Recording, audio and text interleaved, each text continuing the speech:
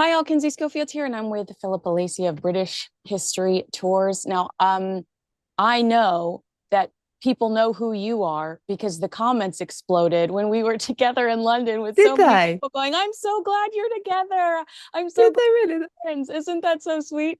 No, I'm That's so so I nice. have to congratulate you first because you were voted Historic Tour Operator of the Year. So explain to the audience what you offer because I'm going to take Mm, one of these trips mm. with you.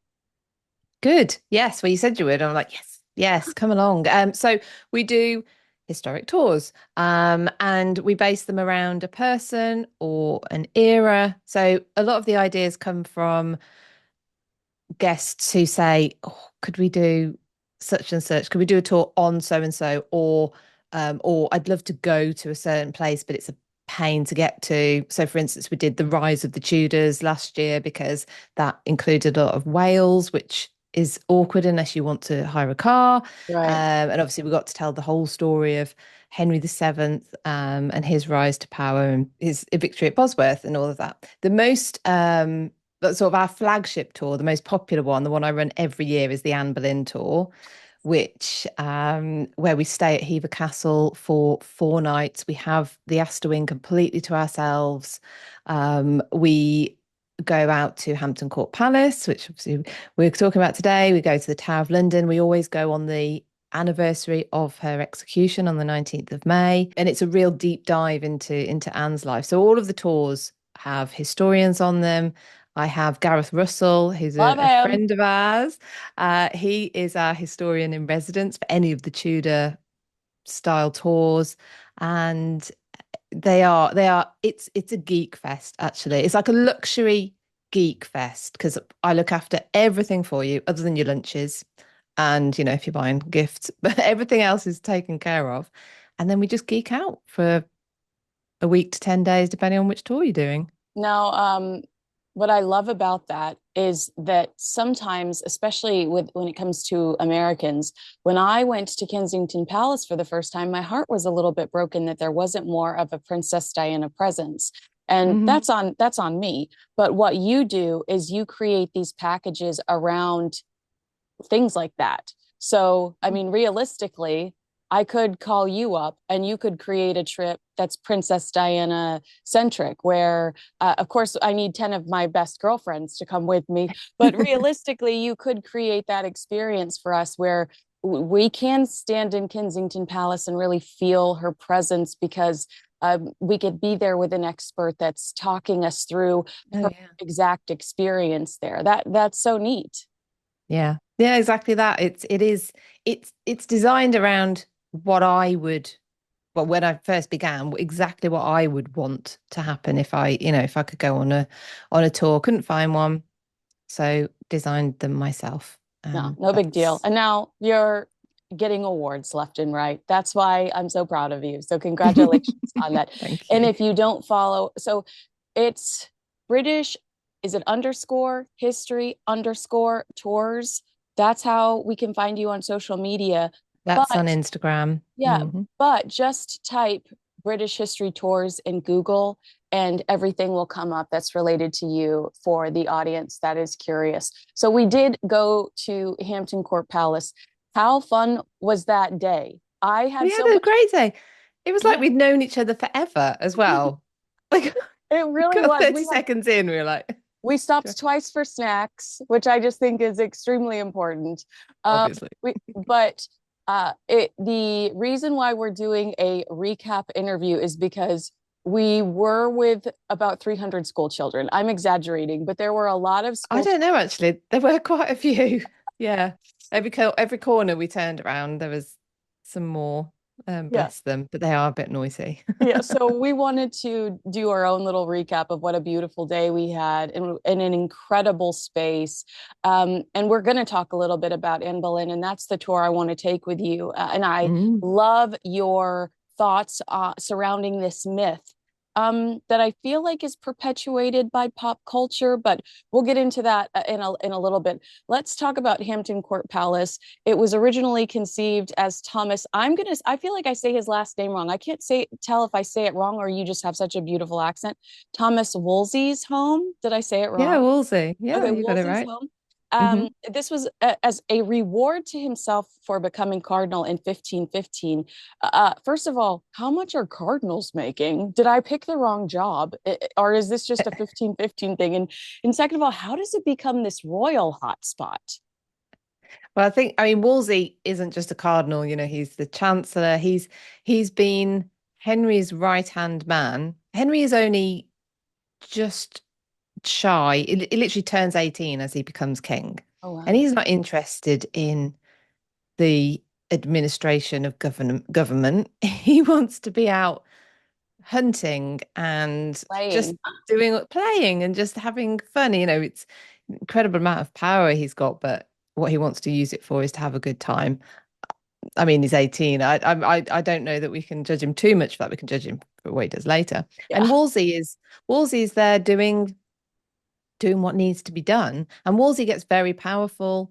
Henry needs him, and so yeah, he gets very wealthy off the back of that, and he leases Hampton Court Palace. There's been a sort of manor house there before, owned by Giles Daubney, who had also leased the land. He died a few years earlier. And so it's sort of already been made into a manor house. Giles Daubney had been an influential courtier in Henry VII's reign. He'd fought with him at Bosworth.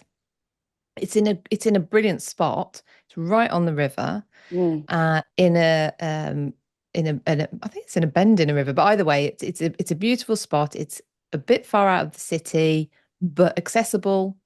And so he takes on the lease, and then he goes about building this incredible palace. And it's a palace. I don't know when it gets the name palace actually, because palace tends to be, the seat of a bishop, or well, I suppose yeah, he's Archbishop of York, so gets the name palace. But he can accept ambassadors, dignitaries there. You can tell when you get there, it's designed to Impressed. wow you from the Yeah. beginning. Yes, to impress. And he is doing, I suppose there's obviously the personal element of that. And there's the fact that it is representing England as well. It's a building that's showing England's power and, opulence and resources, etc.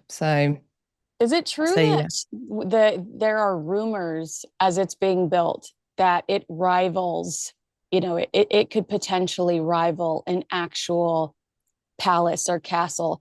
And we believe that King Henry VIII says to Wolsey, "Is it true you built this palace that could potentially compete with me?"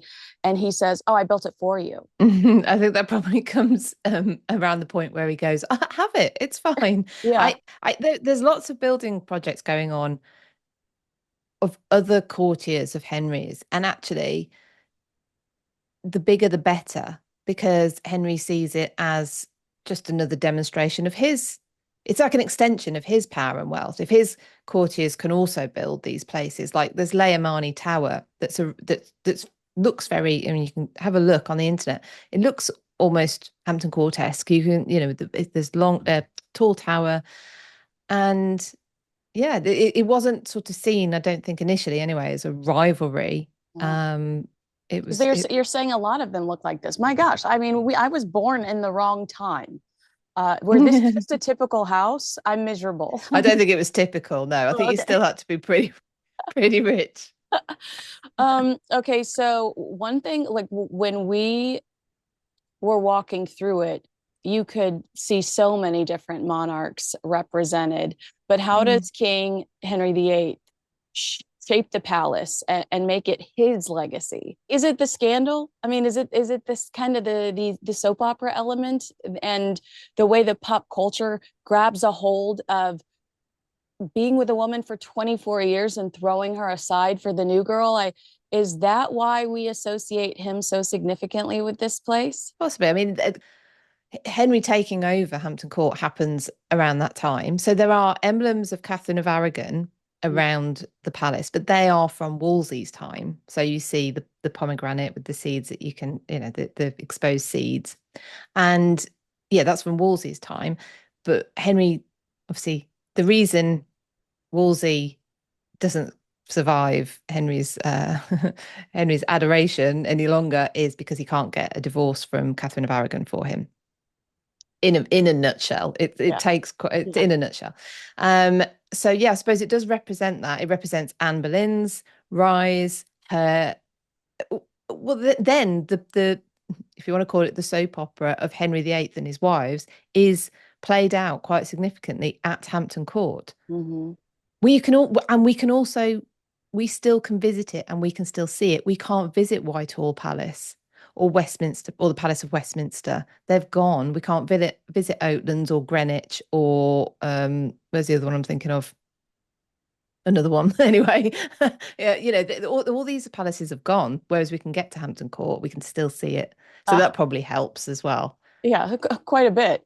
All right, so Richmond, that's what I was thinking there it of. is. There it is. All right. Now, some say that Henry VIII's biggest flaw was his revolving door approach to marriage, but I think his obsession with food is very prevalent when it comes to walking through the Hampton Court kitchens. At some point, when the entire court is there, are they feeding up to 800 people? Yeah, so well, I think it's around 600 of the court, and then there are other kitchens Oh, going and on then as there's well. So yes, yeah, and then there's the employees as well that are working there. That's the kitchens are the most gorgeous part, but of course, like I'm not a kitchen, I'm a microwave girl, so I couldn't fully appreciate them. But I did think that walking through the kitchens was fascinating. They're beautiful. and you get an idea of the working part of a palace that size. And obviously they've altered over time, but you can see the way they've got them dressed now, and they always have one of the fires on, and you get to see how they would have uh, monitored the temperature of the meat as it was being rotisseried. But you see the big boiling pots where they're making the fillings for the pies. You see the ingredients they were getting. I mean, this is a way of showing wealth as well, not just how many people you can feed, but what kind of ingredients are you getting in? Where's that come from? And that's interesting because it shows the trade links that must have been in place as well. So yeah, the kitchens are fascinating because I think as well because they take you right down to the lowest rank And it's of still gorgeous and servant. glamorous and bold and big. I mean, you still look at it and think, what? I mean, this is probably they probably would disagree with me, but I still walk in and go, what a wonderful place to work. What a gorgeous I place. reckon it was like a furnace though, Yeah, if you were there. absolutely, because Hot, it was kind of smoky. a moist day. It's so close to the water that that's got to be Yeah. kind of, ugh, it probably gets kind of sticky in there sometimes. I'd have thought so. Unfortunate description on my part, so I apologize. What role did Hampton Court play in the political or romantic dramas of the Tudor court? Was it a stage for scandal? It really felt like when you were walking around and talking to me about some of the different women that lived there, um, and some of the things that took place there, I was like, oh, this is the hot spot. Yeah, I mean yes, it is. And you've got Henry creating the palace to suit himself at the rise of Anne Boleyn. So you have her. And changing the direction of the church, which is wild. I mean, wild that there hasn't really been a pivot since. Oh, so yes, sorry. So yes, change. When I thought you said went direction, then I was thinking, did he change where? Anyway, right, yes, as in becoming the Church of England. Yes, putting himself at the head of the church in England. So was yeah. I mean, that was Henry VIII is like it's almost annoying that we speak about him so much because I know. he's not a nice person, and it's almost by virtue of the fact that he does all these just ridiculous things, has six wives, splits from Rome that we talk about him. But the split from Rome, of course, is highly significant, totally unprecedented. Not not as unpopular as you might have thought within the monastic system, which Really? is a different conversation. Yeah, because the Pope was still a foreign power, at arm's length, telling them what to do. There was many, and this came from an interview I did with James Clark, Professor James Clark, who's written about the dissolution of the monasteries. There were many who thought this might be all right, actually. If we've got our king directing what we're doing, where we're going, this might be better. So yeah, and all this sort of thing is playing out with Hampton Court Palace there, with the council meeting there.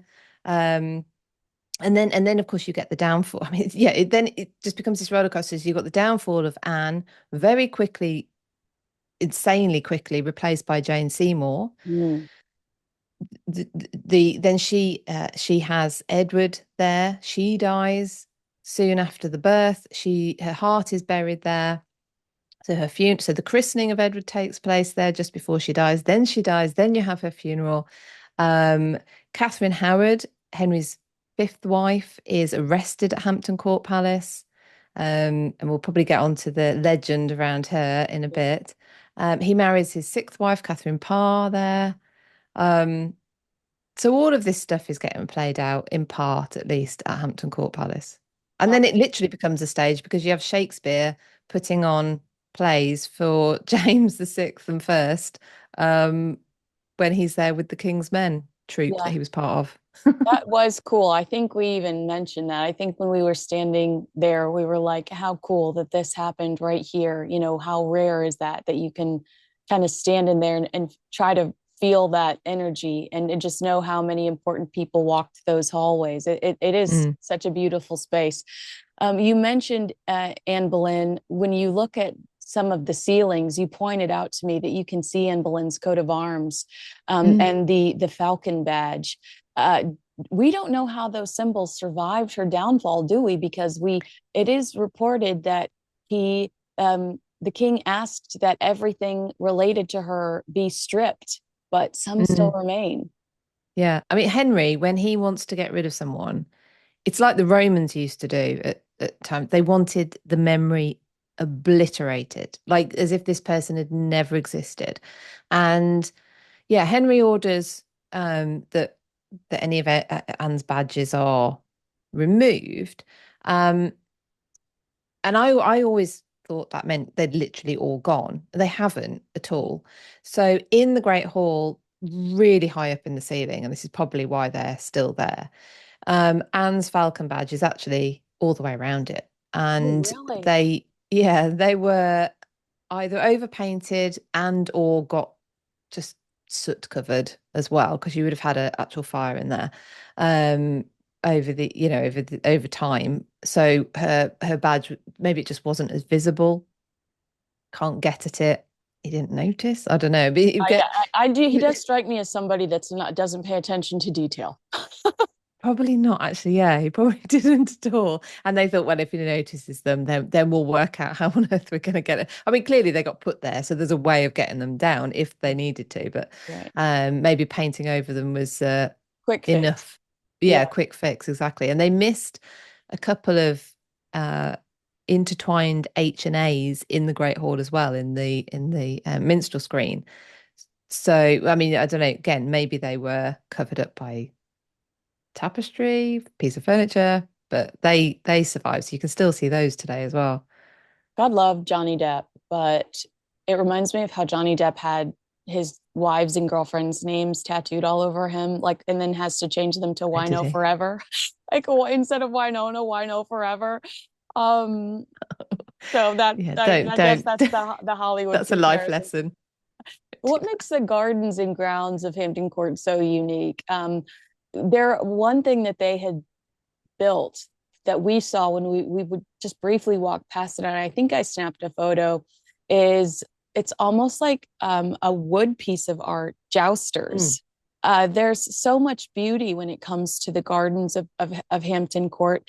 I would have, despite all of the chaos that happened within those walls, I would have chosen to spend a significant amount of time in the gardens to find my peace and my zen if I was around back Mhm. then. I think they probably did as well. Mhm. Find their zen. I can just imagine Henry VIII now trying to find his zen. With a turkey leg in his hand. So yeah, the Tudor gardens. So most of the gardens there now are given over to the Baroque gardens, which William III and Mary II had put in, and I think some of their predecessors. But I'm not completely sure about the gardens, but they're later than Tudor. But they have recreated a Tudor garden in a courtyard in the middle, and to to me, I mean, they're almost more functional. Actually, I feel like Tudor gardens are. There's beds with wooden railings around, but then they are decorated with these sort of beasts on top of poles, Yeah. um, which are really which are stunning. Yeah, but I mean the gardens that Henry would have known as well, obviously, because they're not there anymore. There were more banqueting houses. And walkways that he would have used as well. So they'd look quite different to what we see now. But I mean, I actually really like the Baroque gardens, I have to say. I know, but still probably a peaceful escape compared to what was going on inside, Oh, you know? yes. And I think Hampton Court was a bit of an escape anyway, because you are a bit further out of the city. It was, I think, one end of a hunting sort of, I don't know what you'd call it, range, but like Yeah. a big piece of land that Yeah. that starts and goes out, and they can go off hunting from there. So yeah, it clearly work had to be done, even if you're there. But I think it was a little bit maybe nicer than Whitehall, Yeah. maybe. Well, okay. So, what is your favorite room or feature of Hampton Court? I, Mm. man, I don't even know. I think that when we were walking down the hallway, that, and we'll get there in a second, but honestly, I think my favorite spot was the haunted hallway.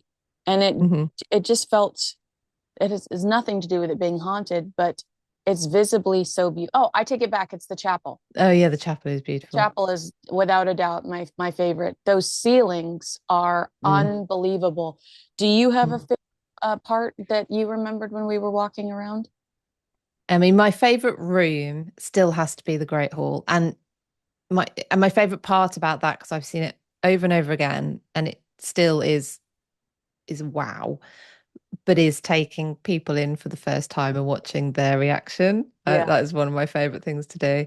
But in terms of a place, the end of that hallway that you're talking about, the haunted gallery, going through that doorway where you go from the Tudor Palace into the Brock Palace, and you're literally, shooting forward a couple of hundred years. I love doing that. I love that Oh, bit. yes. That's when the staircases to our right. Is that right? Yes, then the Oh, yeah. beautiful, you wish you had a massive gown on so you could just Oh, swoop yes. down the Uh, staircase. Yeah, there. next visit, we'll do that. Yeah.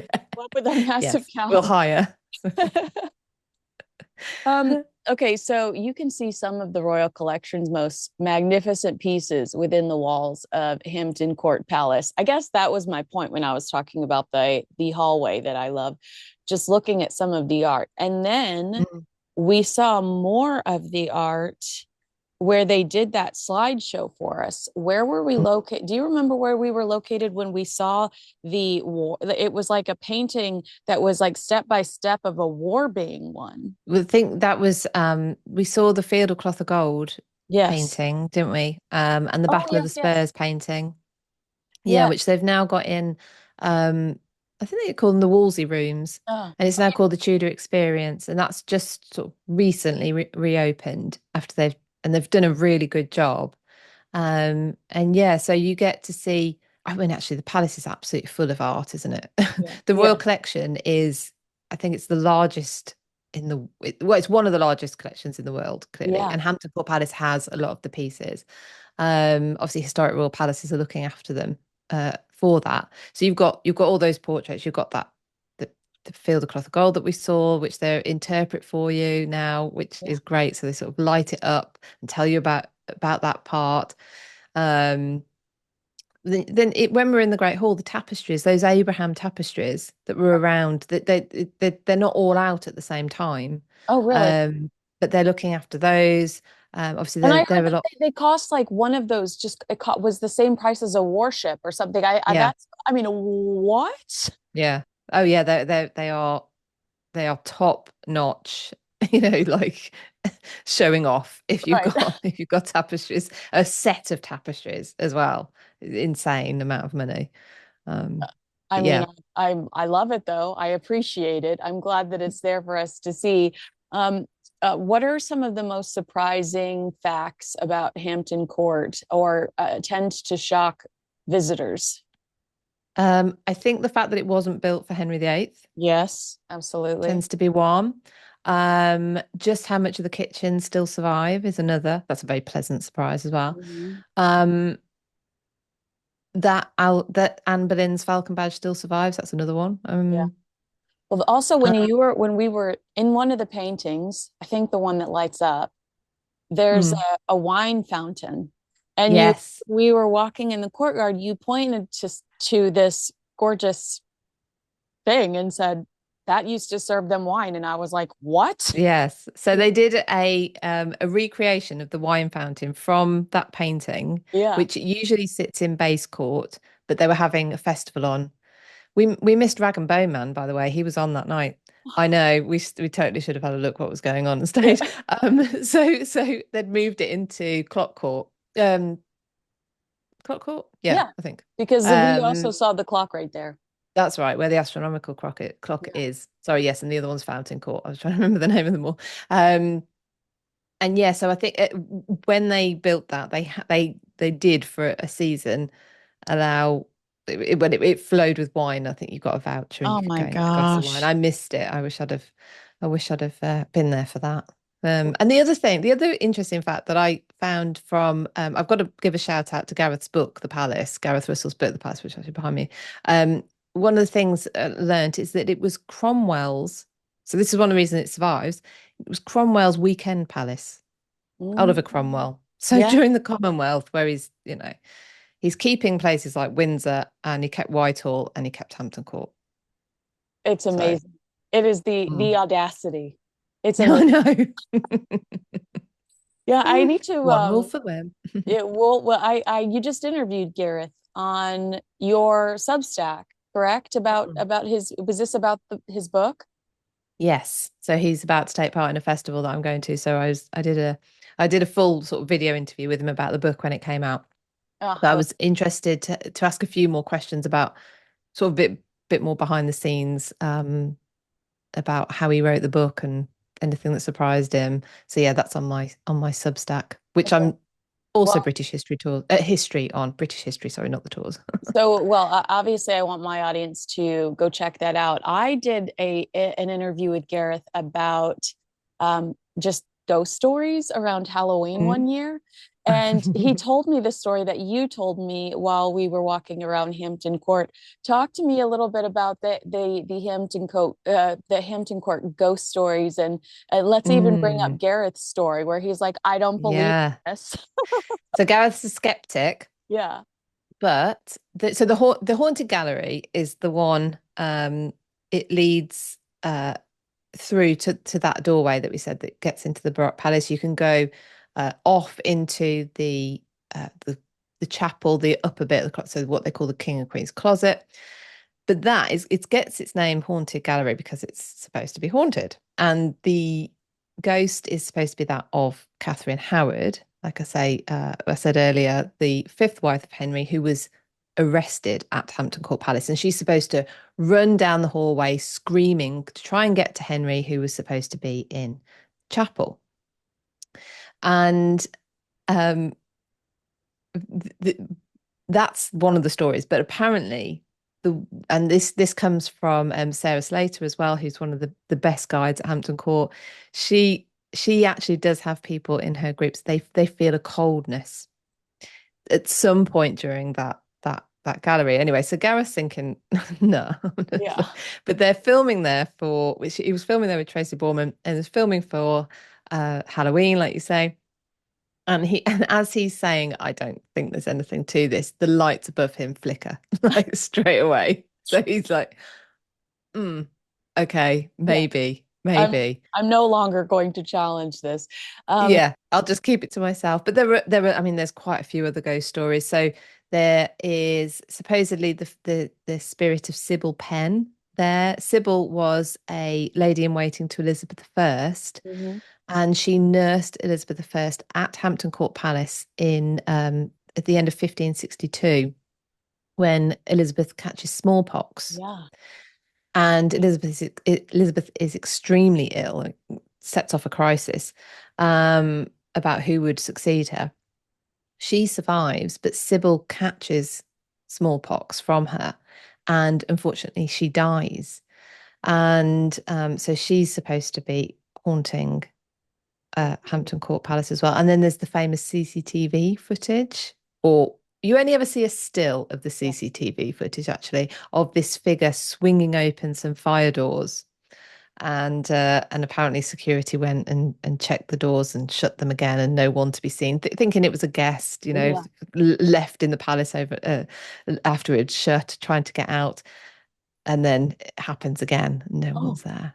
oh my Mm. gosh, that is actually very, I mean, if you believe in it, in that sort of thing at all, how would that place with so much history and so much heartbreak not have Mm. something like that there? I mean, I love to believe in that stuff, but I have yet to, we didn't experience it when we were at No, we my, probably we're the probably only chatting too much. yeah, we were totally, we were dodging children and chatting too much. The one time I felt something funny was when it was late at night when I was walking around Windsor and there was a figure in the window and I waved at it and it waved back at Windsor Castle. And I was like, oh my gosh, it's too late for somebody to be there. But Hugo Vickers was like, I actually think that's the guard's room, and it was probably just somebody cleaning it up. Yeah. It's like, well, There's thanks for another crushing one. my dreams. Yeah, thank you for crushing my dreams. Um, so how did the palace evolve after the Tudors? What did monarchs like William and Mary add or change? Or um, I remember you pointing some of that out to me, and it was significant. Oh yeah, because of course, well, famously, Hampton Court is a palace of two halves. We've got the Tudor Palace, and then if you look at it from the other side, you've just got a Baroque Palace, and in the middle they meet. Yeah. Um, so after uh, the Tudors, you have the Stuarts. They do use it, but then obviously we have the interregnum. We know that Cromwell starts to use it, but then when after the Restoration. Charles II, I don't think, does too much with it. And then James, anyway, and then he's booted out, and William III and Mary II come in. And William is, I think he's asthmatic. He Oh, struggles with his breathing, and yeah, yeah. London, with its coal fires and all of that, is not doing very well for him. So they actually set about, he likes Hampton Court, he likes the location, he likes the fact he can breathe, and they set about creating a a palace. The Tudor Palace by this point is going to be very outdated. We love it, but I'm sure that we wouldn't like to move into a house and not do anything to it. But Yeah. their plans really are to demolish the entire thing and replace it. We're fortunate because that doesn't happen. Mary II actually dies of smallpox there. I think William loses a bit of momentum. There's always money issues with these kind of projects as well. So we end up with this palace of two halves. But so obviously we've lost quite a lot of the Tudor palace, but we get this really interesting amalgamation. Well, it's a juxtaposition really Yeah. of styles. Yeah, and it is beautiful to see that transition into, I mean, knowing the history behind it, it's exciting. Um, if you could bring one moment from Hampton Court's past to life, what would it be, and who would be there? Who are the main characters? So it's not a pleasant time, but I would be really Are we wearing fascinated. girdles? Are we wearing? We're probably wearing girdles. Okay. We yeah, there's no flushing toilets with no antibiotics. I don't want to be there for long. But I would I would be fascinated to be there in the aftermath of Anne Boleyn's downfall, Mm. finding out what are people really saying. Are they daring to say anything? Is there an atmosphere of fear? What kind of despot are we dealing with? Did people understand? Did people what was their interpretation? How did they feel about Jane Seymour? You know, plain Jane that we're Yeah. finding out more and more about was not. I don't not plain anyway. Yeah. What were people really thinking about her as well? So yeah, I would like to be there at that point and just observe and see Well, what the that, I atmosphere mean, was like.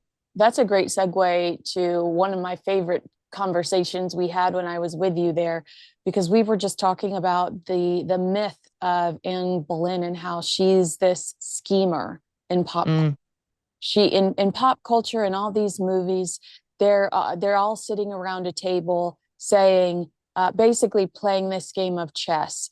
If she, says if she refuses him, perhaps he'll become more interested. She's going to send this gift back. Perhaps he'll become more interested in her. mm, Her entire family is rallying around this scheme to have him divorce his current wife and take her. And your thoughts when it comes to the receipts and the history you've seen mm. is that that's a really unfair portrayal of her. And you believe that she did hesitate. This wasn't something she pursued. And I tend to believe what you believe, that Mm. she's really a victim in all of this. And I think that that's why I absolutely adore her. I mean, I think we see a little bit of this in Marie Antoinette. There's a bumper sticker that I keep meaning to buy on Etsy that says Marie Antoinette never said that about let's eat cake. It just says Marie Antoinette never said that, and I've been meaning to buy that. But there's something about these powerful, interesting, beautiful women. Mm. uh, Men need to justify their actions, so they use all of their resources to villainize them. And Hollywood loves it. So they jump on it and they build on it and they expand. And that's kind of the way that normal people, um, they just cling to these ideas, unfortunately. In a way, the myth gives Anne more agency than she actually has Yes. had. Yeah. And that makes a more comfortable story to tell, even though, she's framed as a schemer, framed as having had a plan. How she could have had a plan with such an unprecedented move is, I think that is only possible to interpret it that way by looking backwards and seeing the outcome and then looking at all the steps and assuming that they were all in place to come to that outcome. And I don't that's just it's not a very good way of looking at it. It's not accurate way of looking at it. I do believe she was trying to I think when she said no, that she meant no. She wasn't trying to entice him. When she says, I would only be a wife, I'm not going to be a mistress. I don't think she was saying, so I want to be your wife. I think she was saying, so I'm not going to be your mistress. The So this idea that she could have conversation's over. thought, Yeah. yeah, exactly. The thought that she could have known that Henry would obsess so much about it. And I say it, not her, because if you know of anyone who's been in an abusive relationship or you've unfortunately been in one yourself, you will know that they will pretend to obsess about the other person, their partner. But it's not, it can't be because they don't actually love them. It's more about the situation. They're Control. trying to Yeah. take control. It's a control thing. And yeah, so I actually don't think and also, how would Hollywood have told a story of abuse? It's just not.